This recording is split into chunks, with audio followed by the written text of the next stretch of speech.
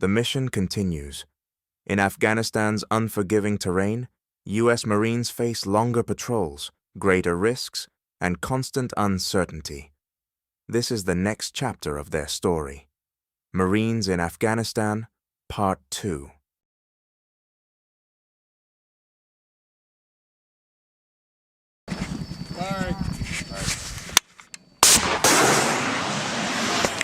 Marines with Scout Sniper Platoon, Alpha Company, 1st Battalion, 1st Marines, Regimental Combat Team 6, finished the combat operation in Helmand Province, Afghanistan, August 28th. They were tasked with providing overwatch security as other Marines from Alpha Company disrupted a village of enemy insurgents. Yeah, we were running disruption operations up north of Azan, which is where we did an op previously. And it's just go up there and basically disrupt the enemy forces, use it and kind of disrupt their supply lines and figure out what they're trying to do, increase our security bubble. The Marines with Scout Sniper Platoon spent most of the 2-day, 3-night operation on a rooftop, keeping a watchful eye over the village. As Scout Sniper Team Leader, basically I take my team out and we provide surveillance of the battlefield for intelligence gathering purposes, try and locate where the fire's coming from, and report everything up to the CP. Had pretty good eyes on for a new compound, had good fields of view, good fields of fire. Throughout their time on the rooftop, the snipers would sometimes take accurate small arms fire and indirect fire. As the day progressed, we started taking some pretty accurate small arms fire, a little bit of machine gun fire, some IDF, and from there we just attempted to locate the enemy and reduce the targets. As the enemy fire crept closer to their positions, the Marines patiently waited until they had positive identity on where their attacker was. Had all my guys up there, we're just on observation, did our best to locate it, and when we did, called it up to the CP, let them know what was going on, where it's coming from, and then waited for clearance to fire. With the Scout Snipers' vigilant eyes watching over them, the Marines of Alpha Company were able to successfully complete their operation and provide better security in the area. Corporal Ed Gallo, Aga Ahmad, Afghanistan.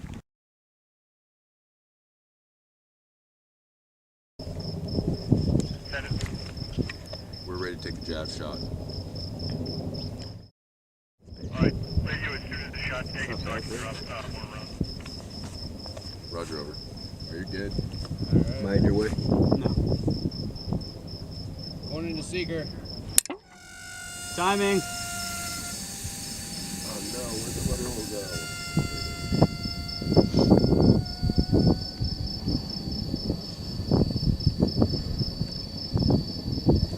Whoever's there, he's still there. And he's about to be pissed off.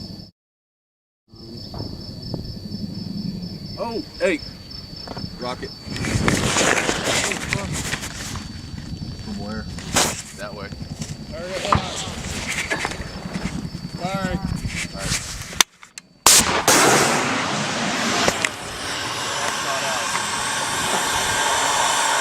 Yes! Suck that ass, you fuck!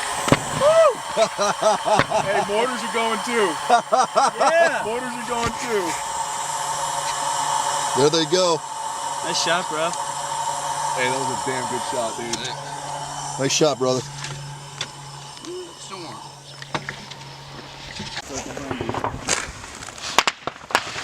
Yeah, that's fucking automatic. I see the spot. I see where they're at.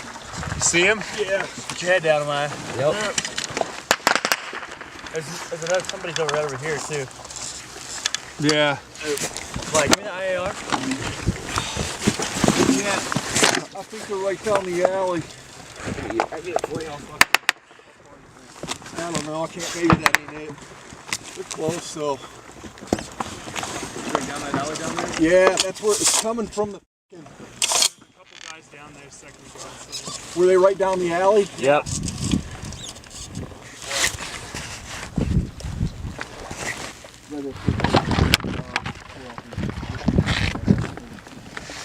What's the range on that? Give me the plurf. Hey, plurf. Plurf, plurf, plurf.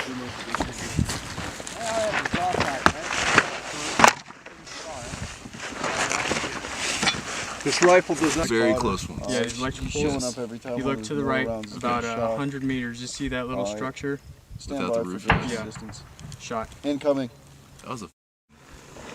that was something big. I don't like the sound of that. Hey, can we get a direction and distance to him? We already passed it up. 533 meters, 292 degrees. All right. Roofless building. Red Def All right. Echo. Roofless building. If you look where the doorway is, goes straight up from there, about 150 meters. You'll see a compound behind it, and the right side. The right side of the wall kind of steps down. Yeah. All right. That's where he's at. John's not ready yet.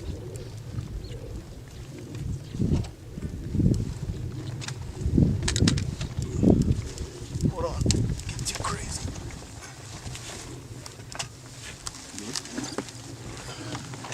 I'll have to get up on this here, I think. Hey, somebody's gonna need a spot that's not gonna get browned out. Yeah, I got the spotty scope right behind you. You might get browned out. You might need to go up where Maya is. Right here. Oh, right next to that fucking barrack. Great.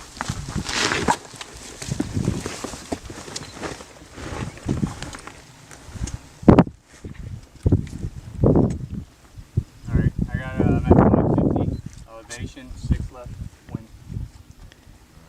Where is he up right now? He is not. I'm on the steps. Yeah, he usually comes up on the left side, far left, a little next one up. Hold on. Wait. Whoa. I'm good. I don't need you to blow out my eardrum. He's down. Got a rebate on his life. He's barely up. What's your dope? What do you got your dope for? Me? Very good. I'm at 550.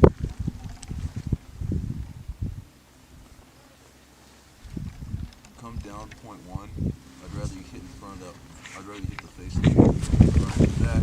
Alright, down 1. Alright. Control. Damn it. Short count. 3, 2.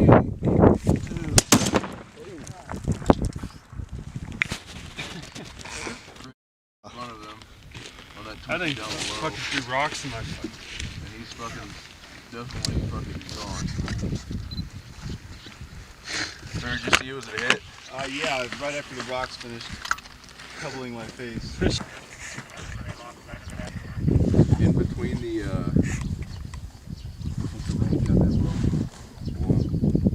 fuck, I think I see what you're talking I about. see him standing up. Somebody was standing up in black man jammies. That's that's gotta be a false reading. I'm hitting the 659 meters, but I think I'm hitting those power lines. 657. I didn't see any smoke plume from No, that. that was from a different area though, because I know we got shot from that way. That one, last one. See if this is black up for Yeah, that last one was more southwest.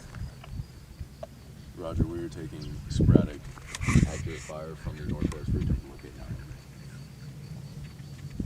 I see that standing. He was standing up, now he's down. Yeah. Because he was wearing black man dress. He's right on the berm, right? Yep. He's down now for sure. That's overhanging the wall. Yes, sir, that's correct. I have no idea where mine went. I couldn't see. And my gun just fell off the berm too. The wall. Let Wilhelm Red Death Mortars, Red Death FO.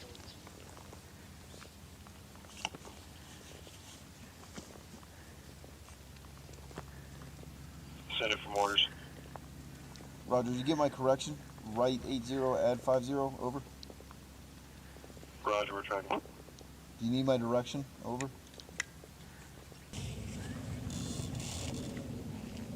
Red Death Mortars, Red Death FO. Send it from orders. Add 25, over. Are they gonna fire it in this one? Yeah, might as well. Add 25 up.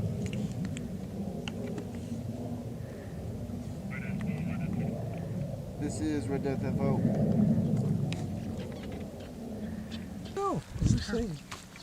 Got it, dude. Man, I thought it was going to be a quiet day until that came Man. over. Yeah. You guys don't got a SWATs up here, do you? What's up? You guys got one of the SWATs up here? No, we don't. Solid copy, 4 Alpha out. All right, what was that? Do you have the sass, maybe? What? Oh, shit. What do you want? Let's take the sass real quick. You know, you got it. That was a That impact was way back there. You see that? See the smoke cloud? Yeah, I see it. It came from back over here. Yep. Here. All right, so Where do you see the impact? came from the northwest. Red Death CP, Red Death FO. Impacted. Let me get a range for you. Roger, we had some indirect fire come from the northwest. 1,000. It'd be round landed 1,000 meters to our south. It's not that deep.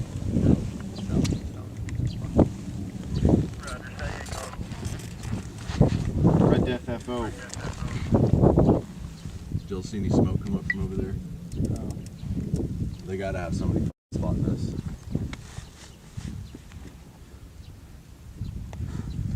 Although I doubt they saw that around plan. What's the distance you guys got dialed on this? That was for 800. Right? That's what I'm looking at right there. It's on 5. That's Mills. Okay. This is Red Death FO. Approximately 3 feet to the right of the hole, and the wall goes down. Where's he at, dude? He's out here in between this goggle telephone poles. Okay. Sitting around in the motor hole, and the head snap back, fall down past that. Do you have a weapon? Portion of the wall over. Not that we can tell. Roger, no copy.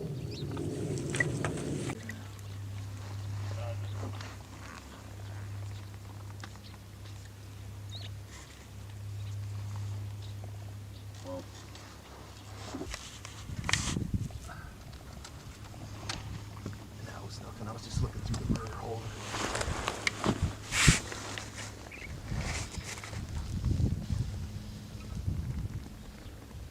CP, this 4 Alpha.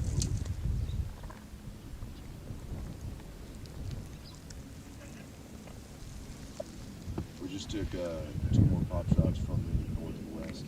They appear to be coming from roughly the same area as the last ones, but we can't locate them. So instead of having ISR of a 16 break, can we push it up more to their north, because we don't have eyes on 16. Roger. That was a response that was still fucking confidence. We're Alpha. What's the effect that you have, Ron? Anybody over there, if they're not dead, they ain't happy. There's still a lot of dust in the area. I can't see what happened to the wall, but it was a direct impact, and then mortars had good effects too. Over. Roger, 4 Bravo. Blackheart CP. Landed 300 meters to our east. They're getting a lot closer. That was pretty close. There's a big puff of smoke. Like that tree line up there. The tree line on the ridge? No, come down from the ridge where the ruins are. That first tree line. Behind there, there's a big puff of smoke. Then it looked like a vehicle squared out to the right.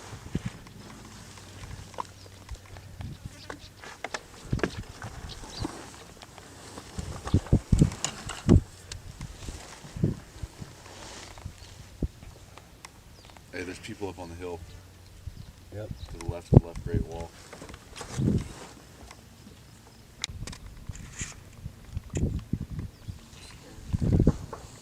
Shot. Yeah. Incoming.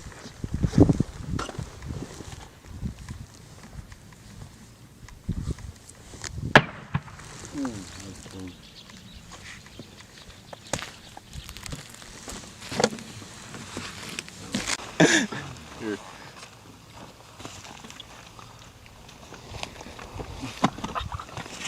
That sounded like it came from fucking Red Death CP, Red Death west FO. southwest. We will now take the sporadic Accurate. Full arms fire for our position, over. I swear to God, dude. I got a guy on a hill. You see that large tree, pine tree with the... Yeah, up there you go. He's way the f out there. Oh, yeah. He's about, let's say 1380. Yeah, that's yeah. Walk leaving. He just dropped down and deflated.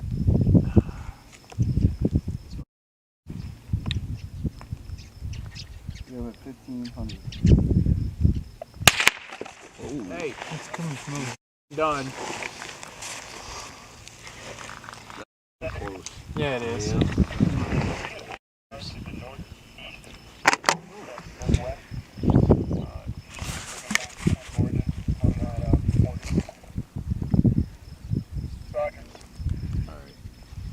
I know what.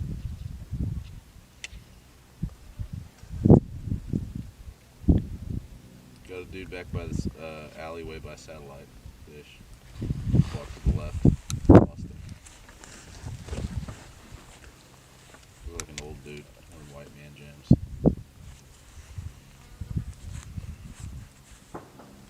Shot. Incoming.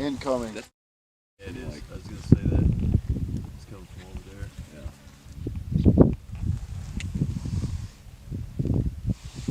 Hey, Jung. See if you can see where it's coming from up there. Smoking. He's back. Got a little bit of cold rush in my veins from the adrenaline. That was nice. He's shooting at Temporary us. reprieve from the heat. Is he still there? He's just popped up and went back down twice. Hey, Greg. We hooked that 5590 up to that low Z and get it up to the bridge where we just shot.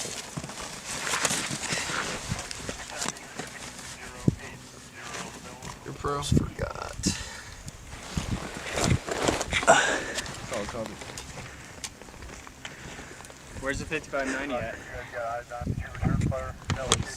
Did you bring up that battery? It was fire. Greg, it's 25.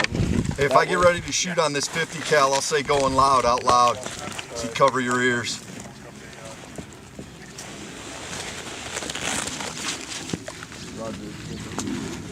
Here, pass. Hey, man, Burrito, I gotta ask for this to shoot. Well,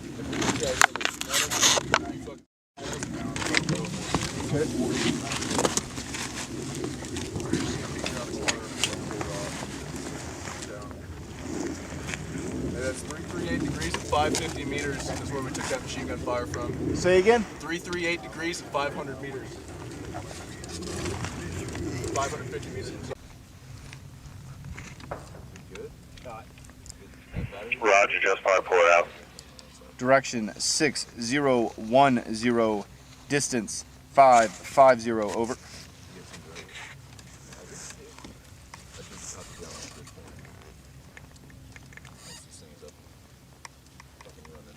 Roger, copy, direction 6010. Can you say again, distance, over? Distance 550, over.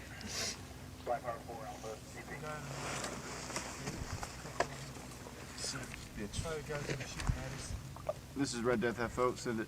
Spotter. Roger, distance 550 out. Guy walking in the middle of the left to right, he didn't have anything. 550 meters. Alley. There's a guy on a bike going to the right, Yep. going left to right. Those two guys I just saw, they went from right to left, and now there's a guy in a truck. Go see him personally. You guys see it? Yep. Did you see it? Yeah, you see paper One punch tree right here. Lunch tree. Those two large trees right there. Yeah, the skinny ones? Yeah. If you see the large one right to the left of those, Yep.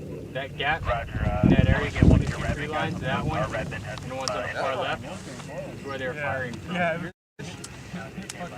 Told you, Jung. What? You're gonna come from this side. Told you.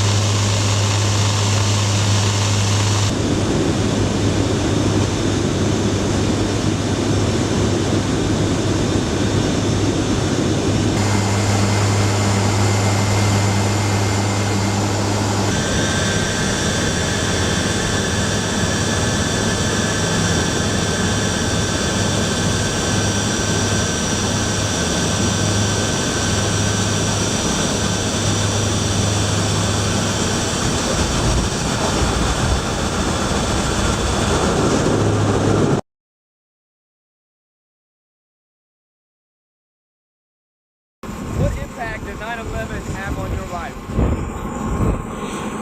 Well, I said I'm from New York.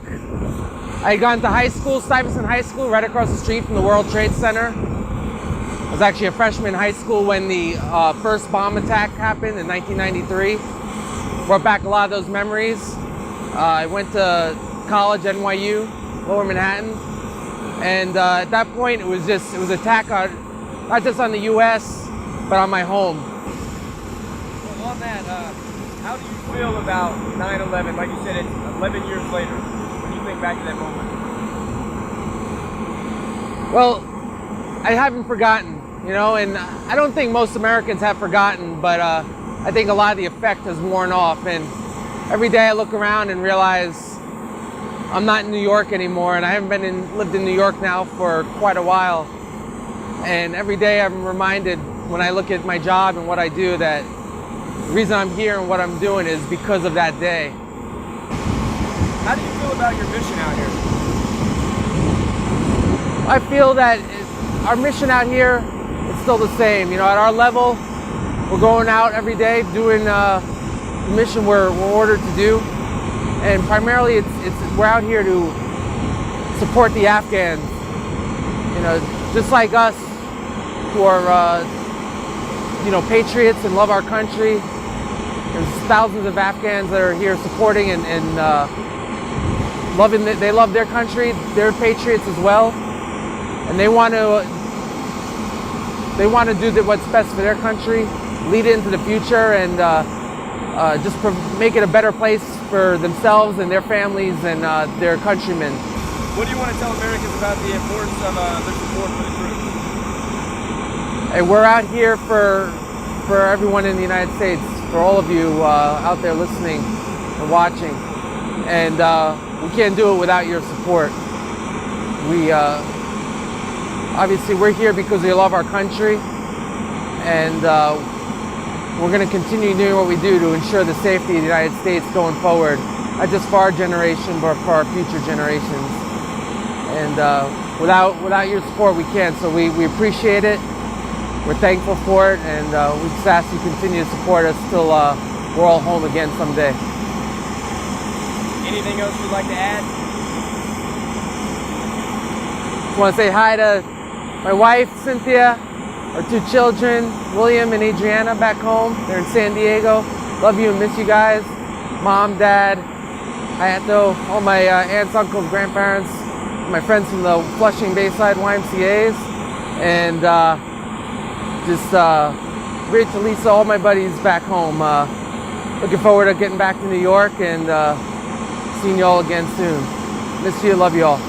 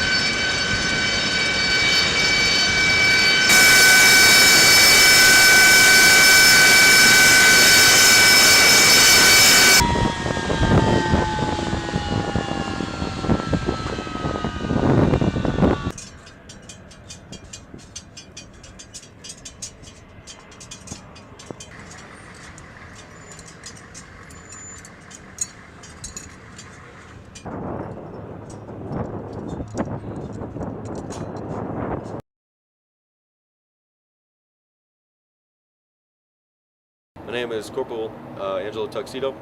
I am a 6531 Aviation Ordnance Technician. Today what we are going to be doing is loading ordnance on the AH-1 Whiskey Super Cobra and the UAH-1 Yankee Venom Huey. In ordnance there's different types of billets or different types of levels of qualifications. Every Marine, most likely a private first class, Lance Corporal, will usually hold a billet as a team member, and the team member specifically is just used for loading the ordnance. The team member takes orders from the team leader, which is what I've been tasked with doing. The team leader is the one who takes down the numbers of the ordnance being loaded, the lot numbers of the ordnance that we're putting onto the aircraft, and then also is giving the directions to the team members, making sure that they're loading the correct amount of rockets, or making sure that the can is, the ammo can with the 20mm rounds is getting loaded correctly into the aircraft. Basic ordnance we usually load, or what a usual loadout is that we'll have 2.75-inch rockets along with 20mm rounds, most likely either high explosive incendiary rounds or training rounds, inert rounds. And from time to time we'll also load a CADM Hellfire missile, which is just a almost as like a computer missile, just for training use only. It does not actually fire.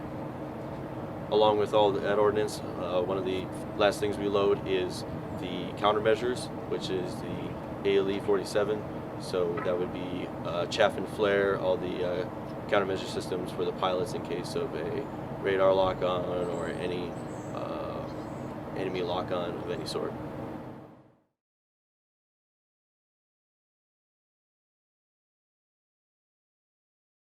Corporal Seamus Clark, HMLA 469 Vengeance Flight Line. I'm a dual qualified plane captain as a mechanic, and I'm a Huey crew chief, AGI, aerial gunnery instructor. So my job as a plane captain is I go through and inspect the aircraft, make sure they're safe to fly. I'll help the pilots pre-flight them, and then I'll launch them out on daily missions, whatever they're tasked out to go do. And when they get back, I'll do a daily turnaround inspection, make sure nothing broke, everything's squared away and good to fly for the next mission. Pre-flight inspection is me opening up, looking at everything, just a final look over, and I'm there to help the pilot if he has any questions, whether it's good or bad, safe for flight or not. And then once the pilot goes through and gives it his final look over, so he says the bird's safe to fly, I'll go through, close it up, get his engine started and get him going. Go through every panel, anything I can open and look at, touch and feel, make sure the bird's 100% safe to fly so it can continue supporting the ground guys.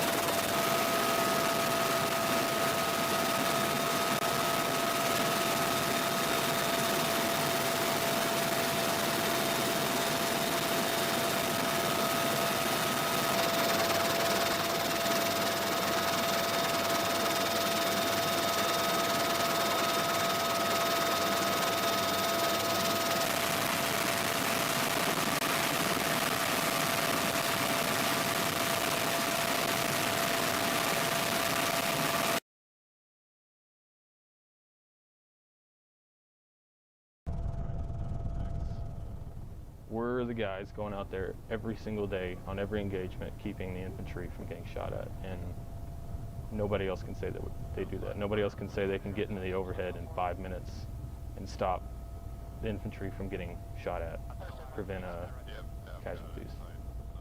100 yards out. Roger, wind slow. 100. 50 yards out. Looks like the wind's straight. For the guys we're supporting, they go out there and they've got, I mean, there's a good chance that they're going to get engaged, they're going to get shot, they're going to get blown up. And everything we do is to make sure we get our aircraft out there so that we provide the overhead security they need, because I've had a lot of infantry guys tell me that there's nothing better in the whole world than the sound of a Cobra or a Huey in the overhead. And having been on the giving end of the firepower, I know that it's got to be pretty hard if you're the enemy to continue an assault when you've got 50 cal rockets, Hellfires. It's a pretty hard environment for the aircraft. It gets real hot and overheat.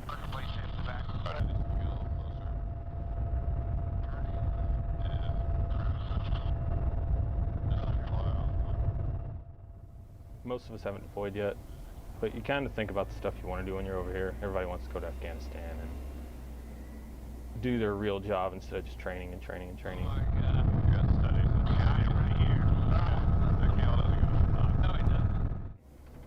I want to make sure that every Marine that we're out here supporting goes home alive. Yeah, he's got it now. Everybody's right.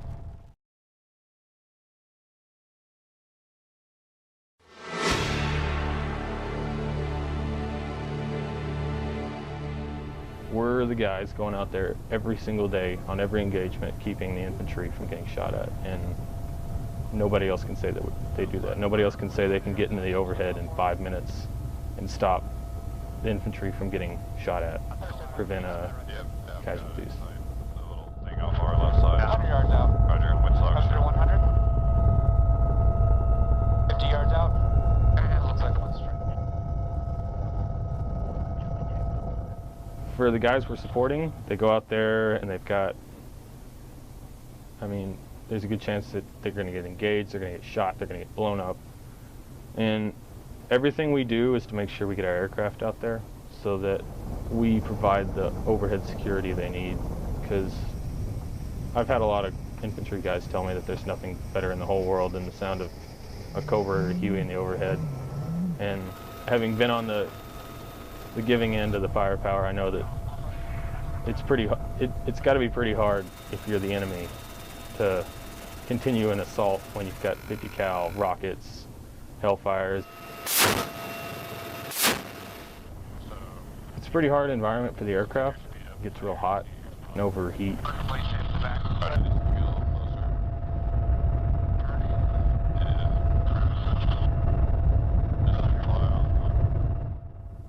Most of us haven't deployed yet, but you kind of think about the stuff you want to do when you're over here. Everybody wants to go to Afghanistan and do their real job instead of just training and training and training.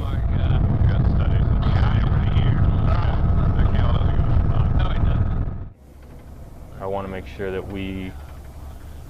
every Marine that we're out here supporting goes home alive.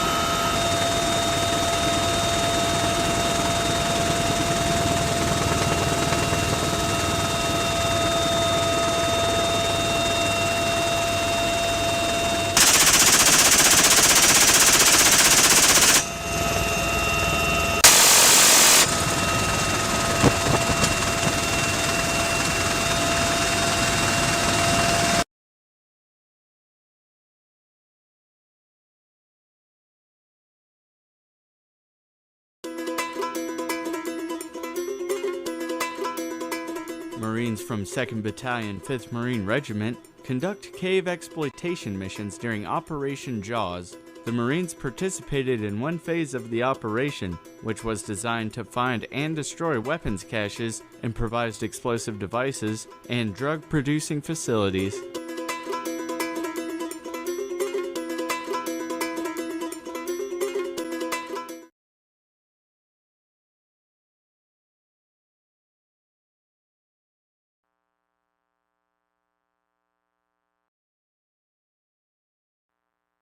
This is my life. And this is my life. This is my life. And this is my life. Hey, my name is Lance Corporal Jeff West. I'm from Los Angeles, California. I'm part of Golf Company, 2nd Battalion, 5th Marines. We were waiting on the flight deck and to get heloed in by Ospreys. Well, with all our packs and stuff, it's extremely cramped. Like the seats aren't even really made for somebody to sit on. Your legs start to fall asleep and you're trying to stay awake and you hear all this shuddering and all this noises coming from the aircraft and you're just like, what's going on? Just waiting to get off.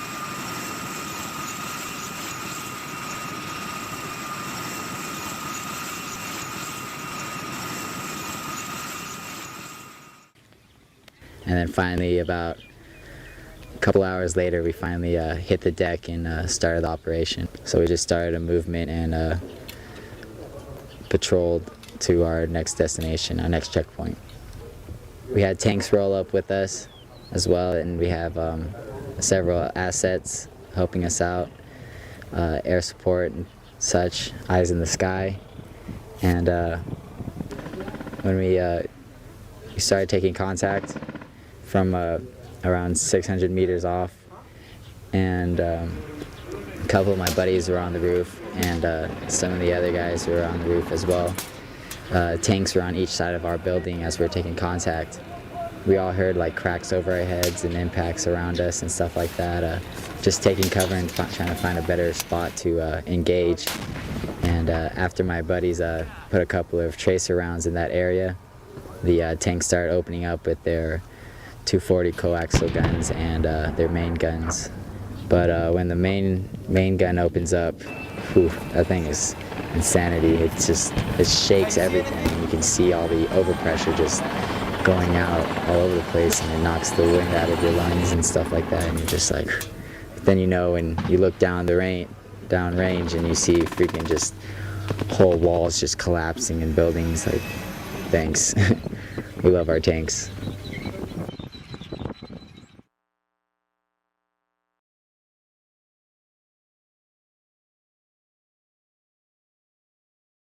This is my life. And this is my life. This is my life. And this is my life.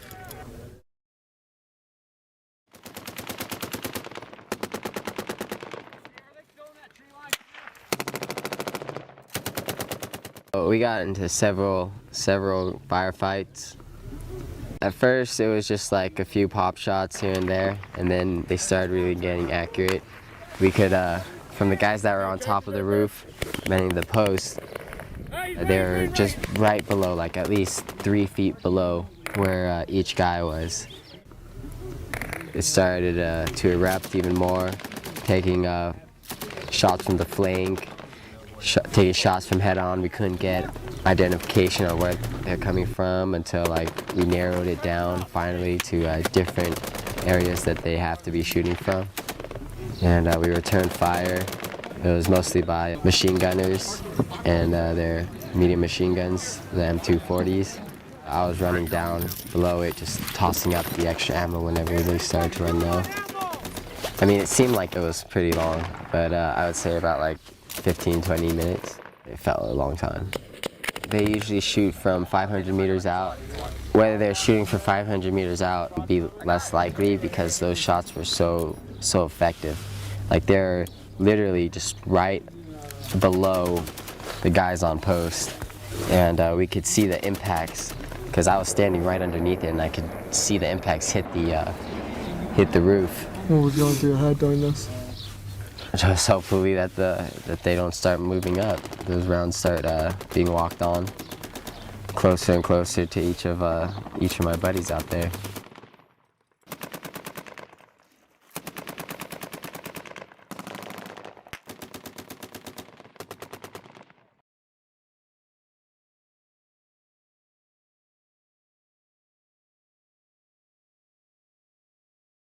This is my life.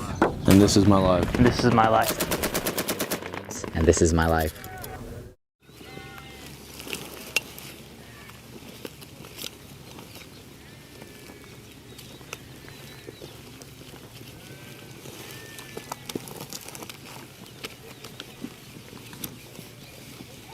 So far, we haven't been taking a lot of contact, maybe just like a pop shot here or there, or maybe just like a random RPG or mortar round.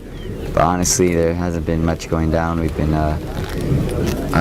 starting to pull away, heading back up north, and getting ready to get extracted.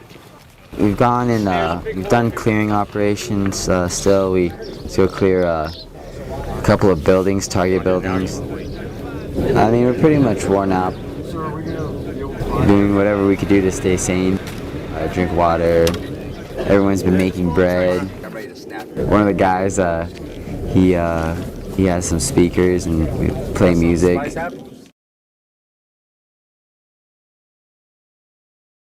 Looking forward to the food, sleep without any disturbances, not getting shot at every day or anything like that.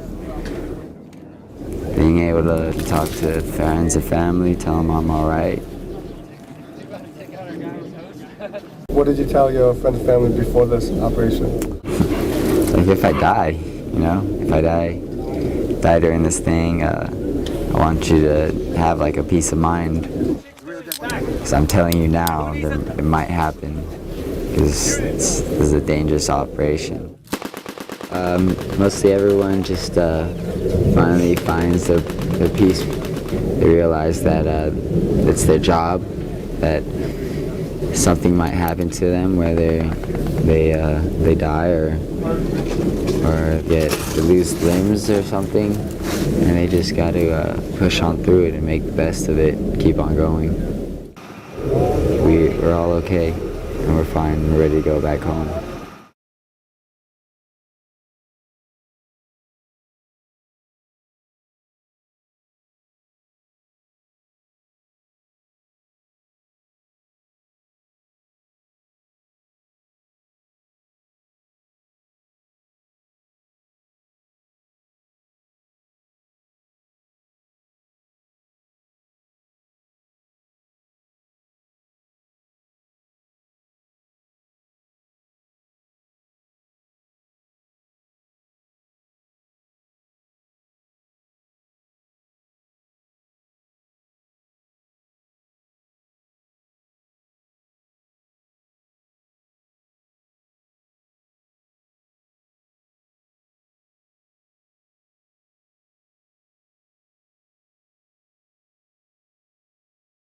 You've been watching part 2 of Marines in Afghanistan. If this documentary helped you better understand life on the front lines, please like the video, subscribe, and join us for the next chapter.